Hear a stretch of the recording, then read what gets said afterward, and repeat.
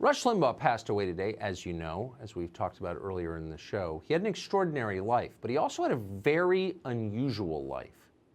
It's hard to understand what it was like to be Rush Limbaugh and to work in that world unless you've done it. And very few people have done that. Very, very few.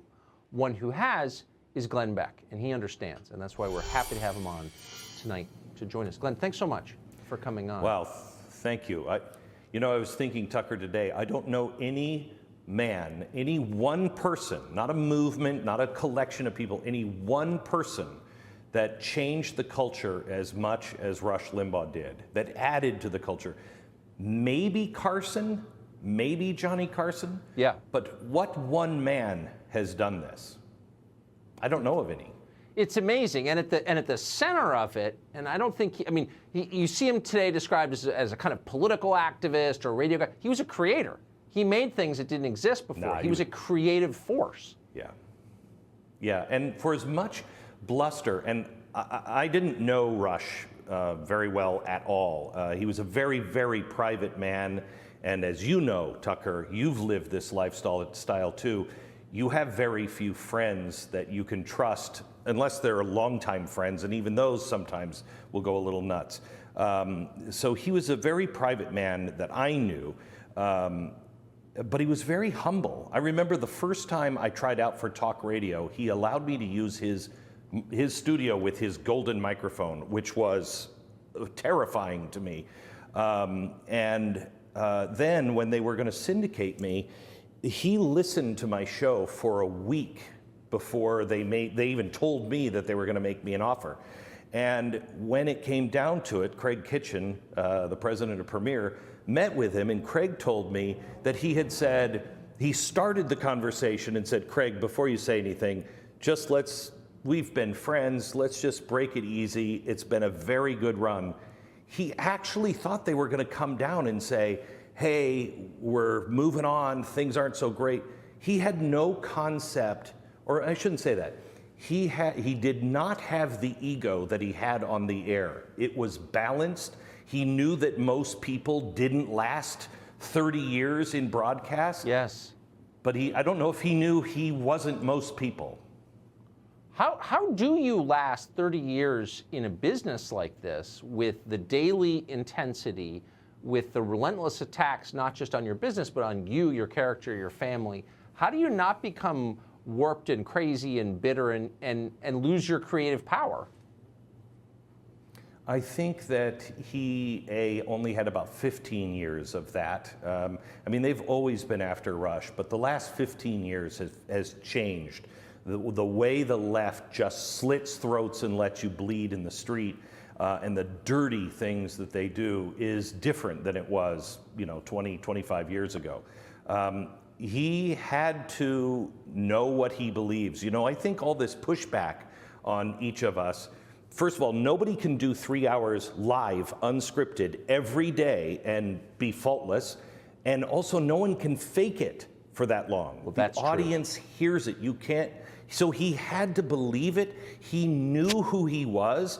And when you know who you are and you know what you believe is true, and people keep throwing you up against the wall, it makes you check yourself, which only makes you stronger in the end. Because again, you reaffirm or you learn something new and you know exactly why you believe it's true. But not to become bitter. For sure, opposition forces you to clarify your own beliefs. It toughens you. Because he was never... Tucker, you're the same way. We don't become bitter because we don't do the show for those people. I heard Rush say one time, and it is so true. In fact, I just said it recently. I don't do my show for those people who don't listen. He wasn't doing the show for those people. Good point. He was doing it for this amazing audience. And say what you want. Rush Limbaugh's audience, my audience, the talk radio audience, your audience, they are amazingly good and fair and decent people. You get it wrong, they'll correct you. You believe in the inherent goodness of people and the strength and goodness of America, that buoys all of us up, and I know it did him. He was very much Ronald Reagan in his belief of the American people and what we could do. How do you think he understood his audience as well as he did? As you pointed out, he's obviously living in some level of seclusion just because you kind of have to. In this big house, he does a show from home, doesn't have a lot of contact, but he seemed very tuned in. This must be something you think about a lot. How do you stay in touch with the people who are listening to you? I don't know, but I would guess that he stayed in touch by the number of phone calls that he took, which you can get a feel in talk radio. But also I think he drew on what he believed and how he grew up.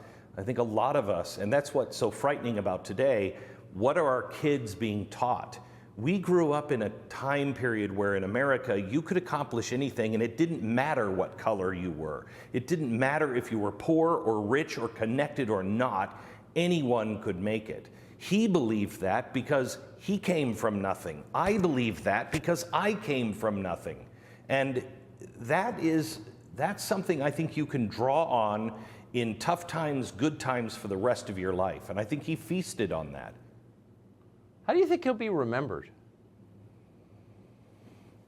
Who's writing the history book? Right. Well, that's it. Have you noticed that there's an immediate effort to describe him in ways that will persist through the years? Here's how he should be remembered. He was the Johnny Carson of radio. He was the everyman of radio. He saved. In Europe, they don't have AM radios in cars anymore. The only reason why we have AM radios is because of Rush Limbaugh. That medium was over.